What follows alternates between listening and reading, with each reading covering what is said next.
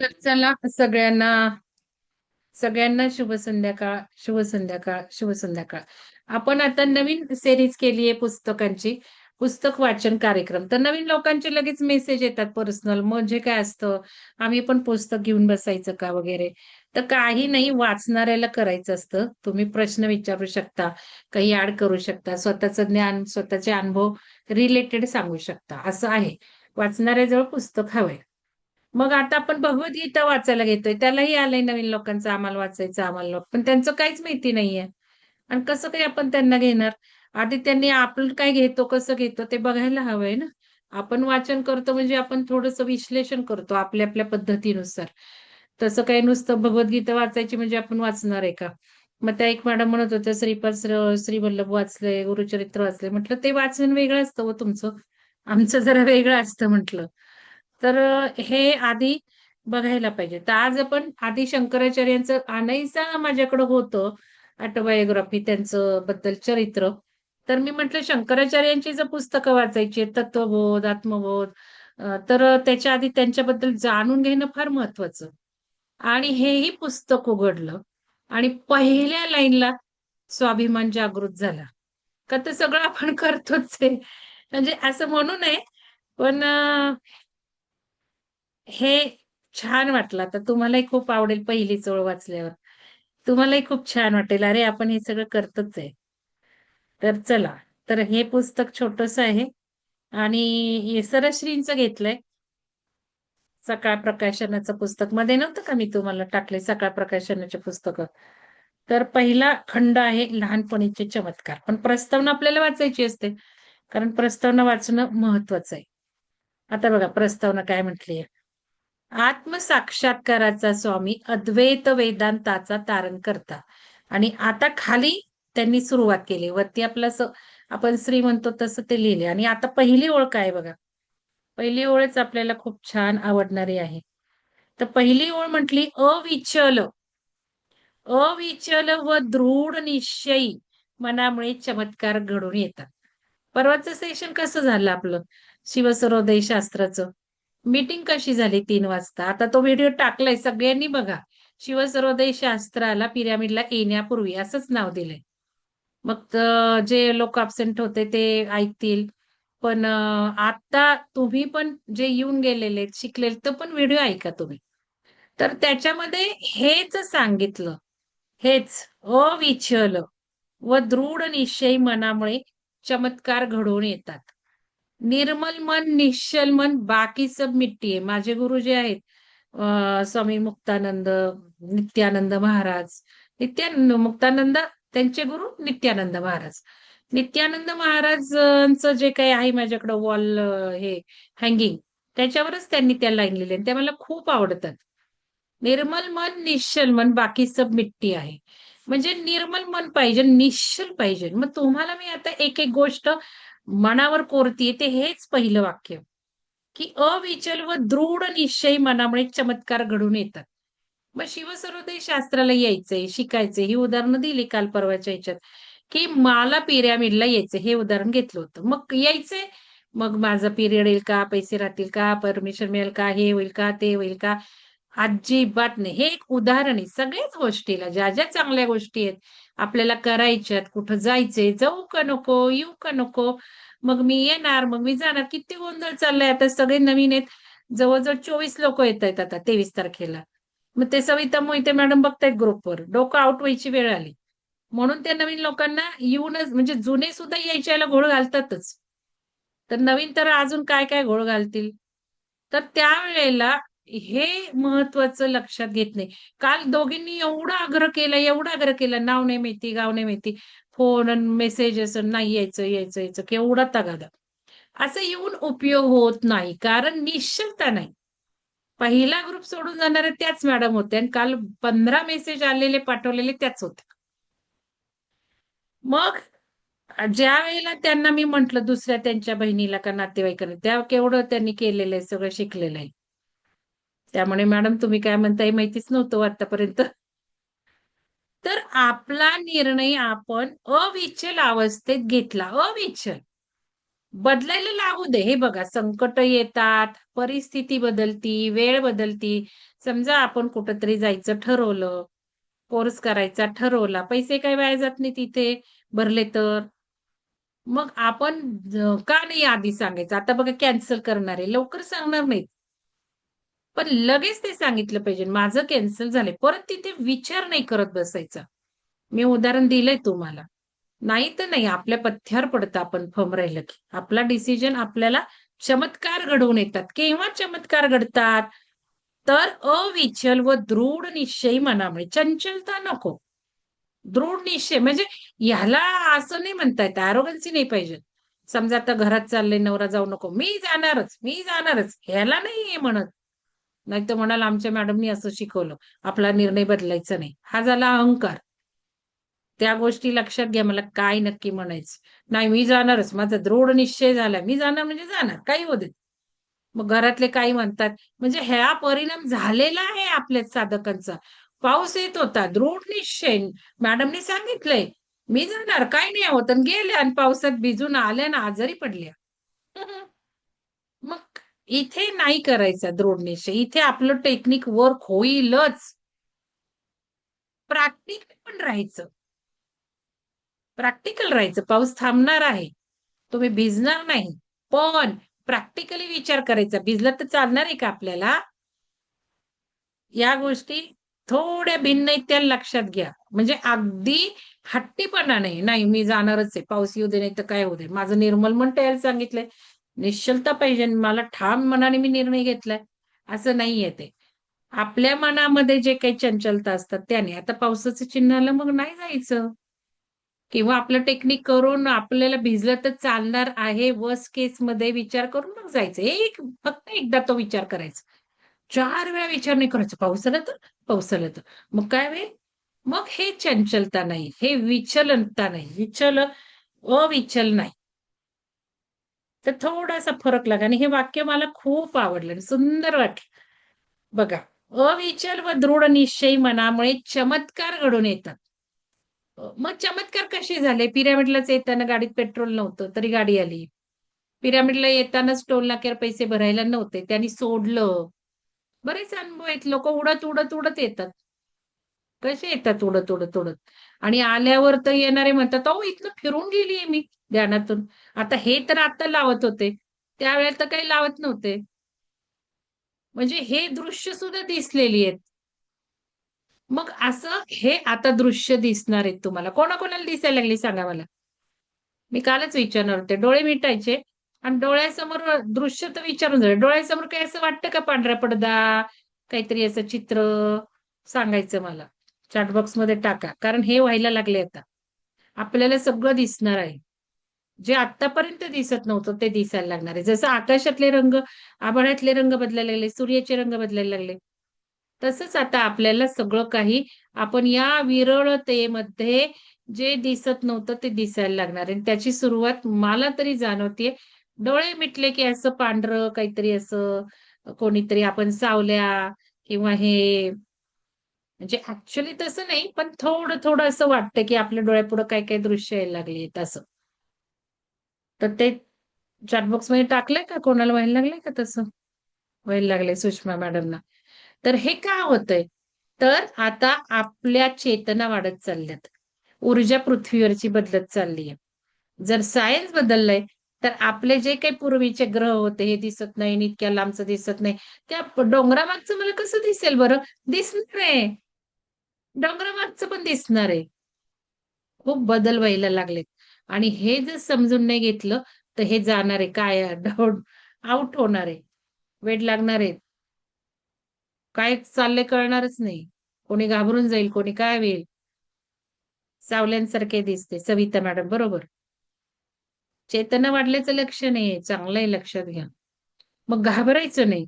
मग आता ध्यानात असं काही वाटायला लागलं, माझ्याजवळ कोणी आहे का? घाबरायचं नाहीये.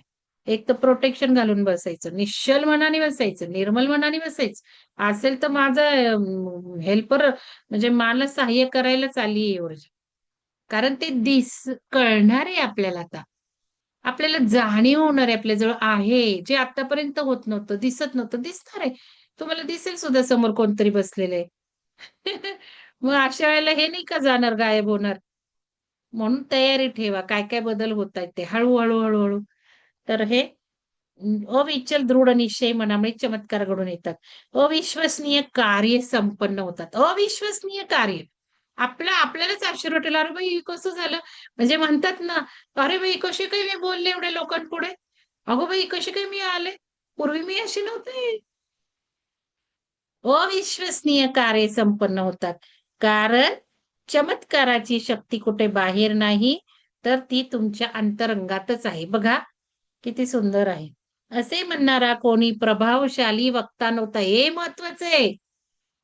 असे म्हणणारा कोणी प्रभावशाली वक्ता नव्हता, तर तो आत्मसाक्षात्काराचा स्वामी होता, शंकराचार्य. म्हणजे आपण शंकराचार्यांचंच किती भिनवलंय आपल्या अंगात. किती आपण शंकराचार्यांच्याच ह्यानी करत आलोय सगळं. सगळी फिलॉसॉफीच आपली ती आहे. अर्थात मी यांना कनेक्टेड आहे बरं का. म्हणजे पाठ जो आहे ना, तो बघा दत्त परंपरेतला आणि याच्या शैव परंपरेतला पण आहे. सगळं आता तुम्हाला हे कळेल. ते आहेच आहे, कनेक्शन आहेच आहे. तर आपण सगळेच एकमेकांना अर्थात कनेक्टेड आहोत. सगळी ब्रह्मांडच एक आहे ना, एकत्वाकडे चाललोय ना. म्हणून आपल्याला असं जवळ-जवळ वाटतो. कनेक्शन जास्त-जास्त फील होतं. आणि हे कोणी करून घेतलंय? त्यांनीच तर करून घेतलंय आत्मबोध, तत्वबोध. कसं काय डायरेक्ट शिरलो आपण तिकडे लगेच? केव्हापासून सुलक्षणा मॅडम आपलं बोलणं व्हायचं, आत्मबोध, तत्वबोध 1 वर्ष झालं का? हो. 1 वर्ष चाललंय आमचं घ्यायचं. परत त्याला विसरून आपलं हे ठरलं होतं काय बरं आपलं भगवद्गीता. भगवद्गीता ठरलं, तर डायरेक्ट आपल्या अमृता मॅडम म्हटल्या, की "मॅडम मी ते कुठे गेले होते कोर्सला त्यांनी असं हेच लिहून दिलंय, सिक्वेन्सच लिहून दिला." म्हणजे हे निमित्त असतं. कोणाकडनं तरी मेसेज येतो आपल्यापर्यंत. ते एक ब्रह्मांडातल्या हेल्पिंग, सपोर्टिंग ऊर्जा आपल्याला असतात. मग त्यांनी नुसतं तेवढं टाकलं. मी जर डुंकून बघितलं नसतं त्यांच्या मेसेजला, "हो का, हो का, हो का?" मग मला अशी सवय, हे काय आलं? अरे, आपण 1 वर्ष वाचायचं बघतोय ते आणि काय मग होत नाही. कारण तुम्हाला समजेल की नाही अशी सिच्युएशन त्याला. मी मॅडमना म्हटलंय, "मॅडम समजेल का हो हे लोकांना तत्वबोध आत्मबोध?" आता जास्त हे करून मग परत घेतलं, चाळलं. परत मॅडमना विचारलं, "आहे का?" कारण मीच सगळं कसं वाचू? आणि मग थोडंसं चाळल्यावर मी म्हटलं, "ठीक आहे, आता तुम्हाला समजू शकतं." म्हणून घ्यायचं ठरवलं. मग घ्यायचं ठरवलं तर हे हातात आलं. हे कसं हातात आलं? आपोआप आलं. म्हटलं मग लगेच आपोआप आलं म्हणजे काही चालताना, इकडं-तिकडं करताना आलं. मग हे अरे अच्छा! मग हेच घेऊ आधी असं, की ज्यांनी एवढी मोठी सुंदर पुस्तकं लिहिली, तत्वबोध दिला, आत्मबोध दिला, सगळ्या जगाला सांगितलं त्यांच्याबद्दल थोडं मलाही काही माहिती नाही बरं का. मला नाही माहिती त्यांचं हे काय. पण एक माहिती आहे अध्यात्मातले ते सगळ्यात पहिले आदी शंकराचार्य हे पहिले. तर वाचूयात. मग आजपासून 1200 वर्षापूर्वी भारत देशाचे फक्त राजकीय स्तरावरच नाही तर धार्मिक स्तरात.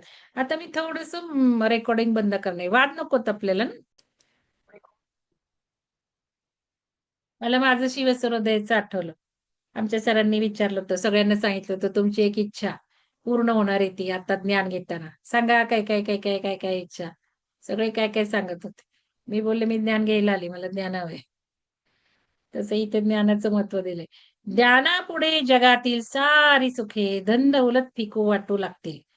ज्ञानाचा देखावा न करता तुम्ही वास्तविक जे आहात, त्याचे प्रकट रूप होऊन त्याची अभिव्यक्ती कराल. अशा प्रकारे पृथ्वीवरचे तुमचे जीवन व्यतीत होईल. आता सगळ्यांनी विचार करा. आपण जशी फ्री विल करून ठेवली आहे. आपण जसं आपल्या मरणानंतरची तयारी करत आहोत. ज्ञान घेत आहोत, साधना करत आहोत आपण. आपण आपलं ज्यावेळेला सूक्ष्म शरीर आपल्याला डिझॉल्व्ह करायचं आहे, त्याच्या पुढला आपला प्रवास होणार आहे. त्याच्या पुढचं परमतत्वाकडे आपल्याला जायचं हे सगळं आपला अभ्यास सुरू आहे. तत्वातून परमतत्वात कसं जायचं? तत्वाचं जडत्व कसं संपवायचं? बॅलन्स कसं करायचं? पुढं-पुढं ते विरळ कसं करायचं? हे सगळं आपण शिकत चाललेलो आहोत. म्हणजे ज्यावेळेला आपला आत्मा प्रवास कसा करणार आहे, त्याचा सगळा प्रोग्राम आपण टाकतोय, फीड करून ठेवतोय. ठीक आहे. आपण द एंड सुद्धा फीड करून ठेवलाय. आपल्याला कुठे कुठल्या प्रकारात राहायचे, डायमेन्शनमध्ये राहायचे, आयामात राहायचे. आपण सगळी फ्री विल आपण केली, आपण साकारही करून झाली. आपण त्याला संकल्पही करतो प्रतिपदेला. आता हे करायचं. दुसरा जन्म झाला तर प्रोग्राम करायचा. रिव्हर्स इंजिनिअरिंग करतोय ना आपण. आपण सगळा प्रोग्राम घेऊन आला म्हणून माझे केस असे आहेत ना. माझी जाडी अशी आहे, माझं वजन असं आहे, माझे रोग असे आहेत. हे सगळं मी प्रोग्राम घेऊन आल्यामुळे. मग पुढच्या जन्मात काय करायचंय मला? हे लिहूयात ना आत्ताच. तिथे गेल्यावर समजा मेल्यानंतर जागृत नसेल किंवा काही नसेल, तर आता ताजं-ताजं ज्ञान घेतोय, तर आपला पुढचा जन्म आणि लिटरली मिळाला पुढचा जन्म, तर काय करायचं आता प्रोग्राम करून ठेवूयात आपण. त्यांनी तेच सांगितलंय सरश्रींनी. कुठला पर्याय निवडाल किंवा आपण प्रोग्राम करा. आणि आपण प्रोग्राम बघितला माइंड अँड सोलमध्ये reprogramming, restructuring of soul. Shivsarvoday मीटिंगमध्ये मी सांगितलं आता, संकल्प मीटिंग झाली 4 वाजता. काय सांगितलं तुम्हाला? लिहून दिलंय restructuring of the soul, reprogramming of the soul. त्याच्यावर फोकस करा. काही वेळा डोळे बंद करा व मनातल्या मनात मनन करा, की तुम्ही कोणता पर्याय निवडाल. शिवागुरु व त्यांच्या पत्नीने त्यांचा पर्याय निवडला होता. म्हणून योग्य समयी त्यांना एक ओजस्वी पुत्राचा लाभ झाला. भगवान आशुतोषच्या वरदानामुळे पुत्रप्राप्ती झाली. भगवान शिवाने प्रसाद दिला असे समजून त्यांनी मुलाचे नाव शंकर ठेवले. तोच पुढे आदी शंकराचार्य या नावाने प्रसिद्ध झाला. आपल्या तपसामर्थ्याने तेज व तीक्ष्ण बुद्धीच्या जोरावर त्यांनी नास्तिकतेचे खंडन केले व सत्य सनातन वैदिक धर्माची पुनर्स्थापना केली. आदी शंकराचार्यांचे जीवन म्हणजे सत्यात स्थापित होण्याची म्हणजे काय तर सेल्फ स्टॅबिलायझेशन, स्वयंबोधात स्थापित होण्याची यात्रा आहे. त्यांचे शरीर सत्याची अभिव्यक्ती करण्यासाठी कसे निमित्त ठरले, त्यांचे दर्शन त्यांचे जीवन घडवते. आजच्या भाषेत सांगायचे झाले तर त्यांनी शरीरापलीकडे असलेला स्वबोधाचा अनुभव घेतला व त्याच अनुभवात दृढपणे राहून लोकांना ते ज्ञान दिले. ते आपण बघणार आहे तत्वबोध, आत्मबोध. बरीच ती पुस्तकं गाजलेली आहेत. सगळा बेस आहे तो अध्यात्माचा. खऱ्या स्पिरिच्युअलिटीचा तो बोध आहे, तत्वबोध, आत्मबोध. फक्त एक गोष्ट म्हणून याकडे पाहू नका, तर प्रत्येक आणि मग अमृता मॅडमचं असं म्हणणं होतं, की हे क्रम दिलाय त्यांनी, या क्रमाने वाचली तर तुम्हाला भगवद्गीता समजेल, असं त्यांचं म्हणणं होतं. मग म्हटलं ठीक आहे. हे आधी करू, मग भगवद्गीतेला जाऊ. आपल्याला गायडिंग ऊर्जा आहे तसं आपण करायचं. आपल्या पुढं काय आलं की त्याच्यावर विचार करायचा. लगेच घ्यायचं नाही. त्यासाठी मला तुम्हाला आठवत असेल तर मी म्हटलं, "थांबा, मी अजून ठरवलं नाही. थांबा, मी अजून ठरवलं नाही. मला ते ध्यानात बसू द्या. मला विचार करू द्या. मला पुस्तकं चाळू द्या. मग मी बघणार हे तुम्हाला समजतंय का? काय होईल? काय?" मग मी ठरवत असते.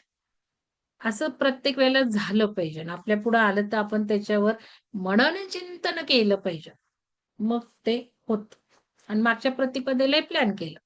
तुम्ही बघा प्रतिपदेला चॉकआउट होतं. आज सुद्धा बघा मुद्रा भाग 2 लॉन्च झाला आज. प्रतिपदेलाच होतं. ती ऊर्जा करून घेते. लहानपणापासूनच शंकराचार्य इतर मुलांपेक्षा वेगळे होते. स्वभावतः शांत व गंभीर असलेले शंकराचार्य जे काही ऐकत व वाचत ते त्यांना समजत होते. ते एकपाठी होते. वयाच्या 3ऱ्या वर्षी त्यांनी मल्याळम भाषेतील अनेक ग्रंथ वाचले होते. वेद, वेदांत, उपनिषद, रामायण, महाभारत इत्यादी शास्त्रांचे श्लोक इतरांकडून ऐकून मुखोद्गत केले होते. छोट्या शंकराची ही असाधारण प्रतिभा पाहून त्यांचे आई-वडील व मित्र आश्चर्यचकित होत होते. चहूकडे या अद्भुत बालकाच्या बुद्धीची प्रगाढ ज्ञानाची ख्याती पसरली होती.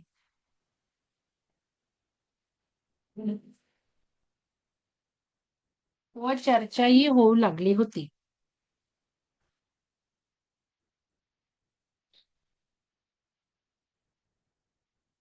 त्यांची अफाट बुद्धिमत्ता पाहून त्याचे वडील शिवागुरु प्रसन्न झाले. श शंकर 5 वर्षाचा झाल्यावर त्याचे उपनयन करण्याचे त्यांनी मनोमन ठरवले. उपनयन झाल्यावर त्याला गुरुगृही पाठवण्याचा त्यांनी निश्चय केला. परंतु अचानक शिवागुरूंचा देहांत झाला. त्यांच्या बायकोनी केलं त्यांचं स्वप्न पूर्ण. गुरुगृही पाठवलं उपनयन करून. आता भाग 2 बघा. अबोध बालकाची प्रार्थना. मला वाचायला वेळ मिळेल नाही, पण मी उद्या सार काढून ठेवेल. उद्याचं माझं सेशन नक्की नाहीये. जरा बाहेर जाणार आहे. लवकर मी माझं थोडं सांगितलं ना जायचंय. मग झालं तर वाचेल, नाही तर मग कोणीतरी ध्यान घ्या. नाहीतर सुलक्षणा मॅडम सुरू करतील आत्मबोध, तत्वबोध काय त्यांना करायचंय ते. करते उद्या. आणि मग शुक्रवारी कार्यक्रम आहे पिरॅमिडमध्ये. शिवसर्वोदय शास्त्राचा तेव्हाही त्या करतील. तर अबोध बालकाची प्रार्थना, शंकरची कुशाग्र तीक्ष्ण बुद्धी व ज्ञानाप्रती असलेले प्रेम पाहून त्याचे गुरु व इतर शिष्यगण आश्चर्यचकित झाले. शंकराला जे ग्रंथ शिकवले जात ते तो लगेच मुखोद्गत करीत. इतर शिष्यांना शिकवले जाणारे शास्त्रही तो केवळ ऐकून पाठ करीत असत. आता हे पिरॅमिडमध्ये कोणी घेतलं होतं पुस्तक? कोणी घेतलं होतं वाचायला? बहुतेक मला असं वाटतं अमृता मॅडमनीच घेतलं असेल. खुणा दिसतात मी त्याच वाचते. सगळ्या स्टोरी वाचण्यात काही अर्थ नाही. आता तुम्हाला वाटत असेल, काही खुणा केल्यात त्यांनी. आता तुम्हाला वाटत असेल, की ब्राह्मणाच्या घरात सोन्याचे आवळे कसे निघाले? काहीतरी सोनं निघालं असेल. सर्वात आधी निसर्गाचा नियम जाणून घ्या, की जे दिलं जातं ते अनेक पटीने वृद्धिंगत होऊन परत येतं. योग्य जमिनीत पेरलेले बी अनेक पटीने वाढून परत येते. अयोग्य जमिनीत पेरलेले बी सडून जाते. ब्राह्मण पत्नीने शंकरासारख्या शुद्ध व पवित्र चेतनेला आवळ्याचे दान दिले आणि त्याचा परिणाम सर्वांना दिसला. बघा, पेरायचं तर माहितीये, पण सुपीक जमिनीत पेरलेलं बरं असतं. अयोग्य जमिनीत पेरलेले बी सडून जाते. म्हणूनच ज्ञानही सपत्री द्यावं. शिवसर्वोदय शास्त्रापासून आम्ही हे शिकलो. ज्ञान सपत्रिका आणि त्यात लिहिलेलं आहे कोणाला द्यावं, कोणाला देऊ नये. आता बघा यावेळेला काही बघितलं नाही, काही नाही. लोकांना बोलवले. आता काही अनुभव येतात बघू. मग ते सपत्री हायर ज्ञान दिलं पाहिजे. तसं इथे अयोग्य जमिनीत पेरलेले बी सडून जाते.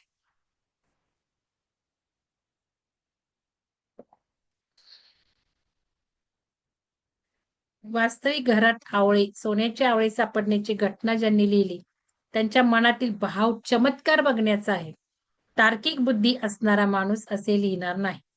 याचा अर्थ चुकीचे लिहिले आहे असाही नाही. लिहिणाऱ्यांनी फक्त शाब्दिक रूप दिले व घटना सांगितली. त्या घरात समृद्धी आली, पतीला काम मिळाले, पैशाची आवक वाढली, घरात धनधान्याची कमतरता कधी भासली नाही, असे लेखकाला सांगायचे होते बघा. लिहिताना काय सोन्याची आवळे, मणी वापरल्यावर कसं होतं तसंच. मुले शुद्ध अंतःकरणाने प्रार्थना करतात. त्यात किती मोठी शक्ती असते याचा अंदाज सुद्धा आपल्याला येऊ शकत नाही. तो एक प्रकारचा चमत्कारच असतो. अशा घटना वाचून लोकांना वाटते, की अशा घटना काही विशिष्ट लोकांच्या बाबतीत घडू शकतात. आमच्या बाबतीत असे घडणे शक्य नाही. काही लोक तर ती ही एखादी गोष्ट आहे असे समजून अशा चमत्कारांकडे दुर्लक्ष करतात. पण ज्यांना शब्दांच्या मागे असलेला अर्थ जाणून घेण्याची इच्छा असते, ते लिहिणाऱ्याने असे का लिहिले याचा शोध घेतात. तुमच्या जीवनातही अशा अनेक गोष्टी घडतील. त्यावर कधी तुम्ही मनन केले काय? मला म्हणता ना तुम्ही सोडून द्यावं मॅडम जाऊ द्यात. मग आता काय म्हणतायत बघा. त्यावर तुम्ही कधी मनन केले आहे का? त्याकडे चमत्कार म्हणून पाहिले आहे का? आताच्या घडीला तुमच्या हातात हे पुस्तक आहे आणि तुम्ही ते वाचत आहात.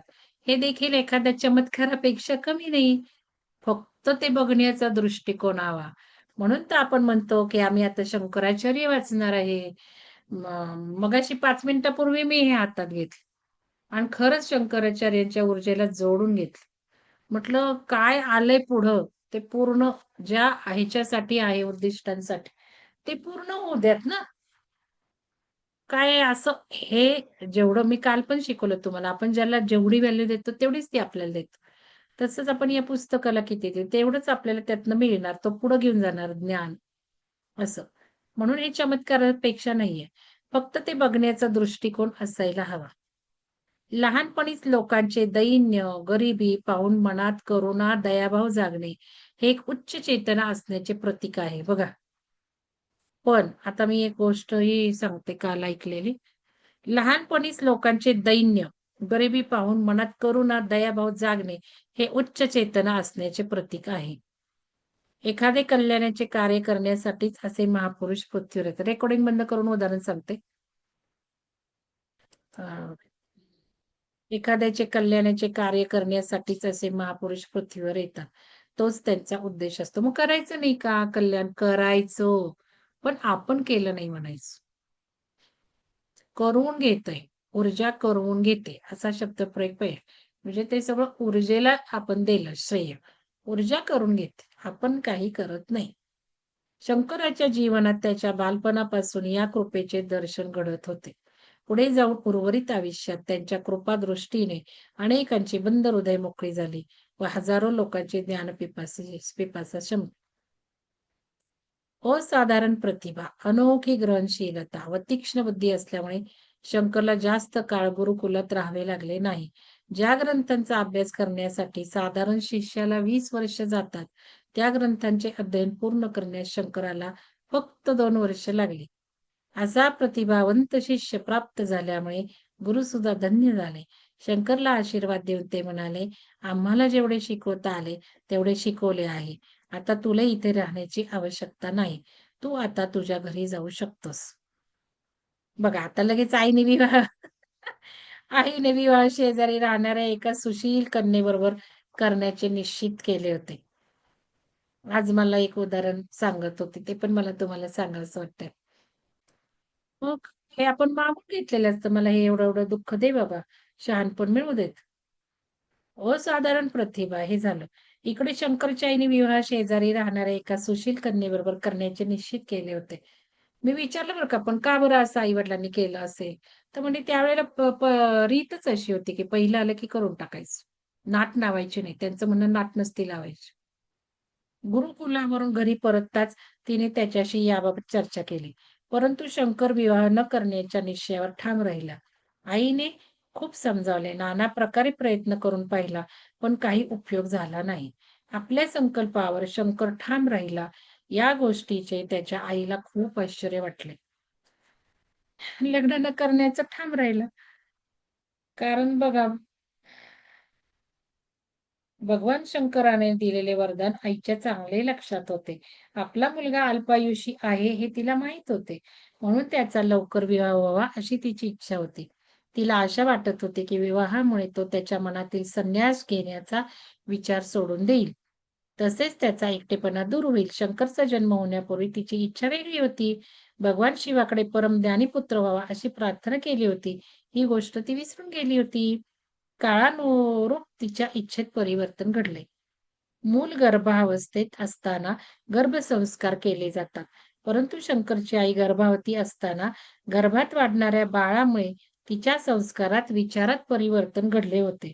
शंकरच्या सात्विक वृत्तीचा प्रभाव तिच्यावर पडत होता. म्हणून तिचा स्वभाव त्या परिस्थितीत सात्विकतेकडे झुकत होता व आपला मुलगा परमज्ञानी साधू व्हावा या मताशी ती सहमत होती. मग आपल्याला का हो वाईट वाटतं? मग एखादा मुलगा म्हटला लग्न नाही करणार, एखादा मुलांचं लग्न झालंय, इश्यू नाही होऊन देत. आहेत ना आपल्यामध्ये साधक. नाराज आहेत मुलं इश्यू घेत नाहीत म्हणून. एवढं लग्नाला वर्ष झाली. आपण पण मग काय साधलं हे सगळं शिकत असताना. आता सांगून त्यांचे विचार कमी आलेत म्हणा. मुलाला जॉब लागत नाही किंवा काही होत नाही म्हणून वाईट वाटणाऱ्या तुम्ही आता शांत झालेला आहात. हळू-हळू बदल बदलतोय. ज्यांच्यात पडला नाही त्यांनी पण बदल बदलवा. तर हे त्या आईशी पण झालं होतं. परंतु शंकरच्या जन्मानंतर तो परिणाम नाहीसा झाला. कारण मी आता जे ऐकलं एक व्हिडिओवर, ती हेच बोलत होती, की मुलं आली आहेत ना, त्यांचं एका सडन क्षणामध्ये त्यांचं परिवर्तन होणार आहे. ते घेऊन आलेत सगळा सोल प्रोग्राम. ते काही करणार नाहीयेत. संसार नाही करणार, नोकरी नाही, चाकरी नाही, धंदा नाही, पाणी नाही, बिझनेस नाही, काही नाही आणि काही नाही करणार ते. पण एक क्षण असा येणार आहे आणि तिचं म्हणणं होतं की ही मुलं वेगळं विचित्र वागतात.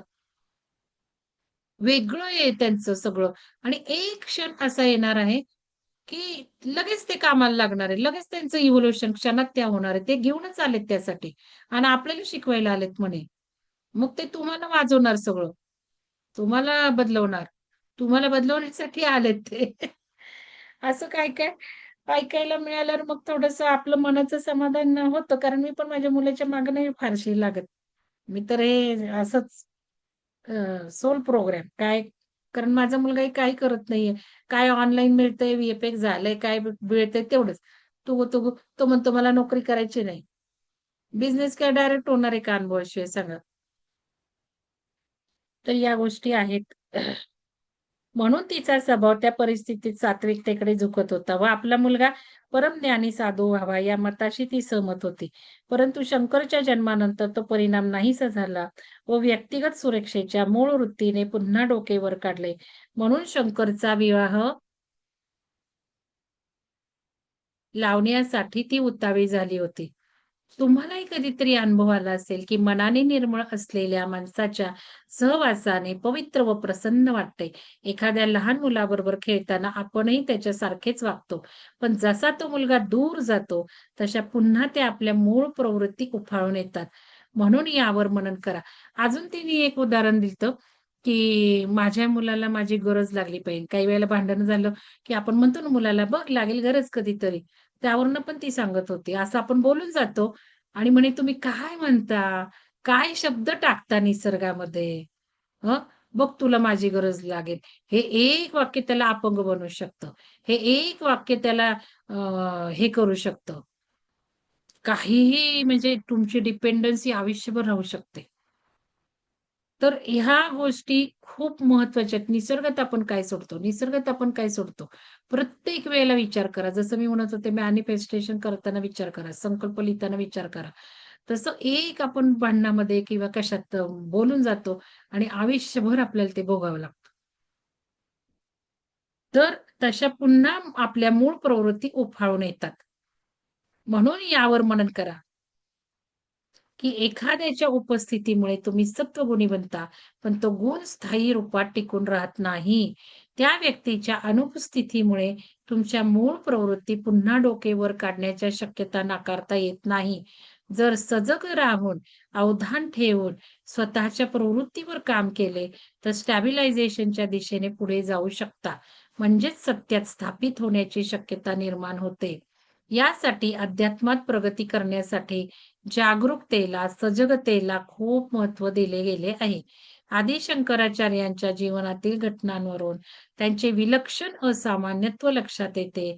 खेळण्या-बागडण्याच्या खोड्या करण्याच्या वयात शंकर आपल्या संकल्पावर दृढ राहिले, यावरून त्याचा अलौकिकपणा सिद्ध होतो. तसेच 2 वर्षाच्या कालावधीत अभ्यास पूर्ण करण्याची शक्ती त्यांची प्रखर बुद्धिमत्ता दर्शवते. बाळाचे पाय पाळण्यात दिसतात. ही उक्ती त्यांच्याबाबत तंतोतंत लागू पडते. बाळ शंकराचार्य होण्यापर्यंतची जीवनयात्रा तशाच अद्भुत प्रसंगांनी भरलेली आहे. हे किस्से जाणून घेण्यासाठी वाचन सुरू ठेवा. पुढील भागात त्यांच्या जीवनातील अनेक अद्भुत प्रसंगाची झलक दाखवली आहे. तर बघा, असे प्रसंग वाचत असताना स्वतःशी तुलना करून बघा.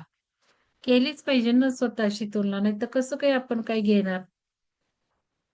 तर आता तिसरा भाग बघा, आत्मबोधाची रचना. आत्मबोधात तर सुलक्षणा मॅडम घेणार आहे ना, त्याची रचना. मी मुक्त आहे, मुक्त आहे. मी सर्व प्रकारच्या सांसारिक बंधनापासून मुक्त आहे. मी सच्चिदानंद स्वरूप आहे. मी अविनाशी व चिरस्थायी आहे. बालक शंकर आता घरी राहून अध्ययन व अध्यापन करू लागला. आबालवृद्ध त्याच्याकडे शास्त्राभ्यास करण्यासाठी येऊ लागले. त्यावेळी त्याचे वय अवघे 8 वर्ष होते. त्याखेरीज त्याच्या मनात आध्यात्मिक अनुभवात स्थैर्य प्राप्त करण्याची तीव्र ओढ जागृत झाली होती. गुरुकुलमध्ये राहून प्राप्त झालेल्या ज्ञानाने शंकर समाधानी नव्हता. गुरु ज्ञानाचा अनुभव करण्यासाठी तो बेचैन होता. सांसारिक जीवनापासून तो विरक्त होता. वैराग्य आणि संन्यास याकडे त्याचे मन स्वाभाविकपणे ओढ घेत होते. सरळ व साधू प्रवृत्ती असलेल्या शंकराला कपडे, लत्ते, स्वादिष्ट जेवण, खेळ, मनोरंजन यामध्ये काही रुची नव्हती. पित्याच्या मृत्यूनंतर तो अधिकच विरक्त झाला होता. जीवन आणि मृत्यू याचे रहस्य जाणण्याची त्याची तहान अजूनच वाढली. लहानपणापासून शंकर आजूबाजूला घडणाऱ्या घटनांचे सूक्ष्मपणे निरीक्षण करत होता. इतरांच्या जीवनाकडे बघून त्याला वाटे, की त्यासाठी हे जीवन प्राप्त झाले आहे, ते तर घडताना दिसत नाही. लोक ईर्ष्या, द्वेष, लोभीपणा, अहंकार यात गुरफटून गेले आहेत. जे मूळ सत्य प्राप्त करण्यासाठी विवाह एक निमित्त आहे, ते साध्य न करता विवाह केवळ मायेच्या दलदलीत रुतण्यासाठीचे कारण बनत आहे. लोकांना भेटून आल्यावर त्याला मनोमन वाटत राहील, की काहीतरी चुकत आहे आणि यावर मनन केले पाहिजे. पित्याच्या मृत्यूनंतर त्याच्यातील वैराग्याची भावना वाढीस लागली होती. लोकांशी वार्तालाप केल्यावर त्याच्या लक्षात आले, की लोक शब्दपंडित झाले आहेत, पण त्यांचे जीवन अजूनही दुःखमय आहे. अशा सांसारिक जीवनाची त्याला ओढ वाटत नव्हती. म्हणून तो आईकडे संन्यास घेण्याची अनुमती मागत राही. आईच्या परवानगीशिवाय तो कोणतेही पाऊल उचलणार नव्हता. मात्र त्याचा निर्णय स्पष्ट होता.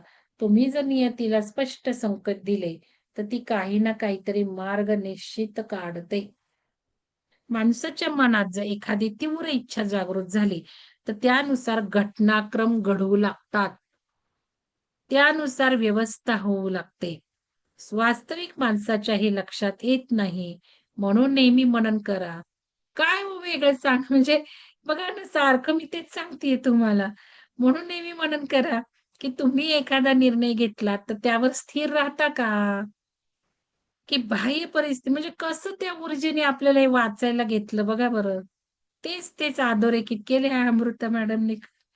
त्यांनी घेतलं होतं का विचारलं पाहिजे कोणी कोण केलं तर. कोणी घेतलं होतं हे पुस्तक? चॅट बॉक्समध्ये टाकले का कोणी?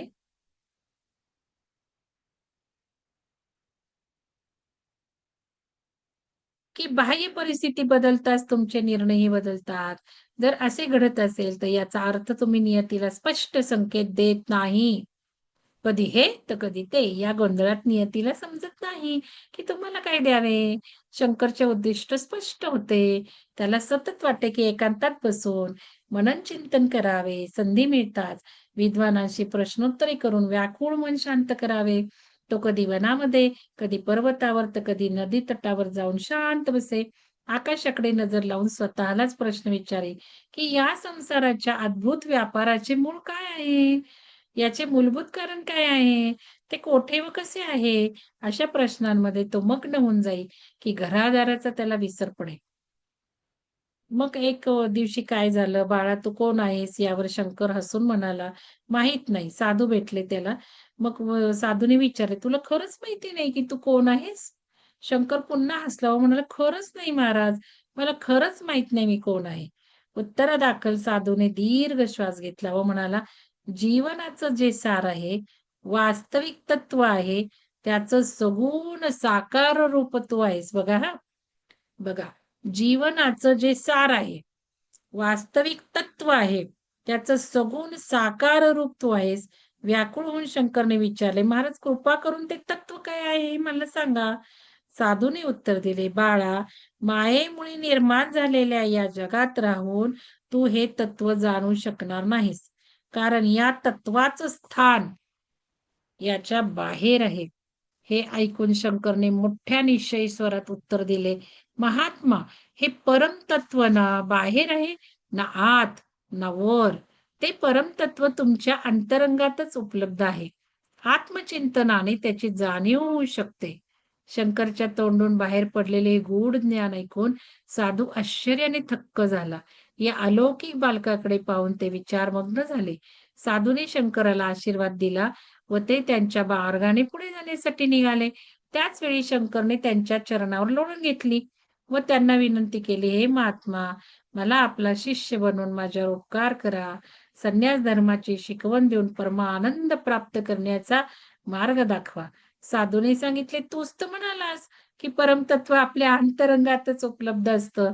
असं असताना माझ्या मागे हिंडून तुला काय फायदा होणार?" साधूच्या उत्तराचा शंकरावर काही परिणाम झाला नाही. आपल्या म्हणण्यावर तो ठाम राहिला. साधू विनम्रपणे म्हणाला, "बाळा, आता संन्यास घेण्याचे तुझे वय नाही. शिवाय तुझ्यावर तुझ्या आईची जबाबदारी आहे. तिची आज्ञा व इच्छा असल्याशिवाय तू तुझे उद्दिष्ट साध्य करू शकणार नाही." असे बोलून साधू मार्गस्थ झाला. त्याच्या निघून जाण्याने शंकर व्याकुळ झाला व खिन्नपणे जमिनीवर बसून राहिला. आपले सारे लक्ष एकवटून तो स्वतःलाच विचारू लागला, "मी कोण आहे? कोण आहे मी?" साधू तर कधीच तिथून निघून गेला होता.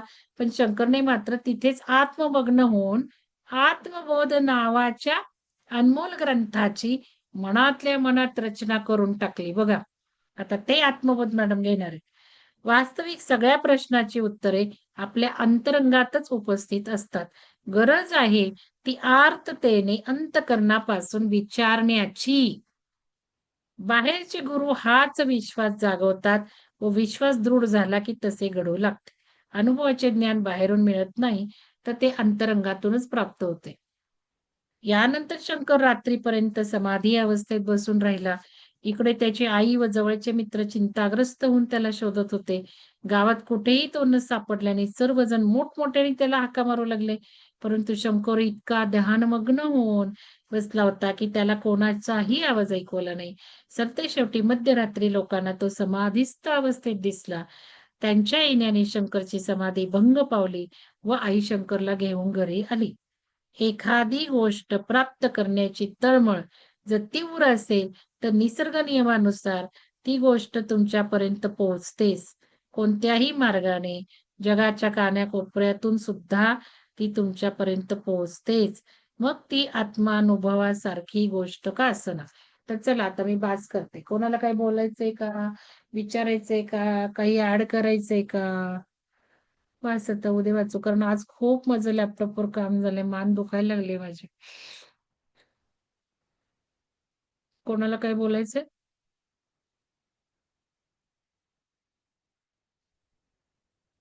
मॅडम, हा बोला. त्यात एक वाक्य आलं ना, विवाह कशासाठी आहे, असं असं हम्म. काहीतरी. तर ते काय होतं वाक्य?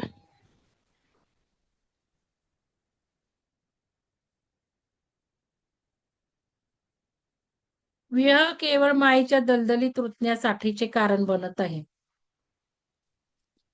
त्याच्या आधी लहानपणापासून शंकर आजूबाजूला घडणाऱ्या, थांबा जरा वाचू देत, मी वाचलं नव्हतं ना, कुठं आहे बघू.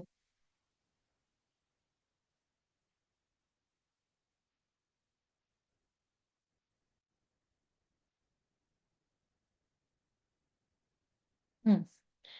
इतरांच्या जीवनाकडे बघून त्याला वाटते की त्याच्यासाठी हे जीवन प्राप्त झाले आहे. ते तर घडताना दिसत नाही. लोक ईर्ष्या, द्वेष, लोभीपणा, अहंकार यात गुरफटून गेले आहेत. जे मूळ सत्य प्राप्त करण्यासाठी विवाह एक निमित्त आहे. ते साध्य न करता विवाह केवळ मायेच्या दलदलीत रुतण्यासाठीचे कारण बनत आहे. हेच का? हो, हेच हेच. हं. मग मूळ विवाह सत्याला केवळ कसं पोहोचणार आपण? मायेच्या दलदलीत रुतण्यासाठीचे कारण बनत आहे. जे मूळ सत्य प्राप्त करण्यासाठी विवाह एक निमित्त आहे. ते साध्य न करता, म्हणजे जे निमित्त आहे विवाह, मूळ सत्य प्राप्त करण्यासाठी, ते न प्राप्त करता विवाह केवळ दलदलीत रुतवतो आपल्याला. म्हणजे हे बघा, एकदा का लग्न झालं ना, की मग काय सगळं अडकून बसतो ना माणूस. काय म्हणायचंय तुम्हाला? नाही, मला हे म्हणायचं आहे की आपण सत्यापर्यंत पोहोचतो, ह्याचाच अर्थ काय आहे की आपण विवाहात एका पूर्ण व्यक्तीला पूर्णपणे समजून घेतो आणि म्हणजे कसं, थोडा वननेसचा एक थोडक्यात सांगू का? पार्ट आहे तो, असं. नूतन मॅडम, विवाह केल्याशिवाय दुःख येणार आहे का? सांगा मला. बरोबर आहे. आणि ते मी ते तुम्हाला सगळे थोडक्यातच सांगते. मग दुःख आल्याशिवाय आपल्याला सत्य समजणार आहे का? कळलं ना अर्थ? म्हणजे ओढून आणतो का आपण? खरंच आहे. मग काय तर. ठीक. विवाह करतो मग सगळी दुःख सुरू होतात. मग पहिलं सुरू होतं बघा, फिल्मी फिल्मी प्रेम बघितलेलं असतं. नवऱ्याने कौतुक करावं. नवरा कधी करतच नाही कौतुक. कारण निसर्गानेच हा भेद बनवलाय. Chicken soup for the ladies soul. Soul. मग ते पुस्तक वाचा. स्त्रियांना बनवलंय तसं आणि पुरुषांना तेच बनवलं. मला तर एवढं सार कळलं ना, सगळं स्त्रीलाच हवं असतं. मुलगा कोरियत स्त्रीलाच, मुलगा हुशार स्त्रीला. नवऱ्यांना काही वाटतं का हो? तुम्ही मला खरं सांगा. एखादं विरुद्ध असतं. ते आओ जाओ भर दिन साजरा. मुलांनी काय अभ्यास करू दे, नको करू दे. आया मात्र धडपडून धडपडून त्याला कोर्सेसला घेऊन जाणार. अहो मी किती वेडेपणा केलाय, मी केवढं केलंय बापरे. इकडं मॅडम, घेऊन जा, तिकडं घेऊन जा. एक तरी उपवास नवरा करतो का? एक तरी व्रत नवरा करतो का बायकोसाठी? नाही. व्रत आणि नाही, उपास देवाणघेवाण नाही. नाही. बरं, हिशोब ते व्रत उपास हा देवाणघेवाण हिशोब वेगळा असतो. भाग आहे मॅडम. श्रद्धा हा. मॅडम, व्रत उपास वेगळा भाग आहे. काही ठिकाणी नवरे करतात, बायको नाही करत. आता माझं मिस्टर करतात एकादस, मी नाही करत. कार्तिक चांगलंय. पण एकादस आणि हे एक सांगू का मॅडम, महाशिवरात्र मी नाही करत बाबा. नाही नाही, त्यामुळं कार्मिक अकाउंटच असतं, देवाणघेवाण हिशोब फेडण्यासाठी. तर किती 36 गुणी पत्रिका, तर 36 गुणी तर नसतेच. आमचे मिस्टर म्हणतात एका समान विचाराचीच माणसांशी लग्न व्हावं. असं थोडीच करणार आहे का म्हणलं, की समान विचार लग्न झाल्यावर विचार पालटतात म्हणलं, असं होऊ शकत नाही म्हणलं. आणि सगळ्या 80 हौसी मौसी बायकांना आणि बाईला जसं वाटत असतं नवऱ्याने घरात थांबावं, किंवा काय, या सगळ्या इच्छा बाईच्याच आहेत बघा. पुरुषांना काय नसतं बघा. त्यांना ना पडलंय मुलांचं शिक्षण, ना पडलंय त्यांना पैसा मिळवणं, ना पडलंय त्यांना मुलांना करिअर करणं. आपली धडपड आहे वेड्यासारखी. आपण आपल्याला खूप वाटतं. मला आता खूप हसायला येतं अशा बायका बघितल्या की मुलांना आता बघा इंग्लिश मीडियमला घालणं, गेला तो जमाना इंग्लिश मीडियममध्ये घालणं. आता मराठीतच घातलं पाहिजे. मग काळाबरोबर चाललं पाहिजे. पण एक डोक्यात समाजात जे असतं तेच राबवतं अंधपणाने. मग हे सगळं बाईला असतं. शाळा उत्तमच पाहिजे. किती धडपड करते ती बाई उत्तम शाळा मिळण्याची. कधी नवऱ्यांनी केली का हो तुमच्या एवढी धडपड? आठवा ना ते. नवऱ्याला काय पडलं तर इथल्या शाळेत घालू दे, नाही तर तिथल्या घालू देत. सगळ्या आपल्याच इच्छा. छान शाळा. आपण ना हे नाग भ्रमाच्या मागे लागलो. कौतुक मिळण्यासाठी आपलं. मुलाने बक्षीस तुला मिळवतं, कितवीला आपण आहे ही खूप 4-10 पात्रता झाली बायकांना असते मॅडम. सांगणार. हा स्वार्थ होता आपला त्यामध्ये, स्वार्थ. जो नवऱ्यांना नव्हता. काय म्हणताय बोला? आपला मुलगा कितवीला आहे हे